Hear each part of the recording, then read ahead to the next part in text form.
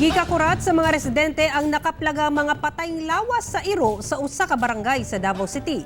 Gikondena sa Animal Welfare Group ang paglabay sa mga patayng lawas sa iro nga wala pagyud gitarong paglubong. Ani report ni Argil Relator. Gipaagi sa netizen sa pagpost sa social media ang iyang kabalaka labot sa patayng lawas sa mga iro nga nakaplagan sa bakanteng luna sa Upper Malagamot, Davao City. Makita nga daw gikan sa kinalot nga yuta ang gibutangan sa mga lawas sa iro. Gilayong gisusi sa Animal Rescue Rehabilitation and Fostering Davao Incorporated ang maong lugar.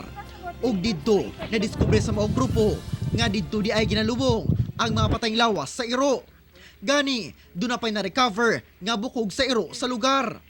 These are actually bones, remains. The lumbar part, this is the leg part. Dili gito tama kasi naman gito sanitation code, natay anti-rabies law, nakabutang dito kung sound paglabay, dapat kaluton jud naglalom.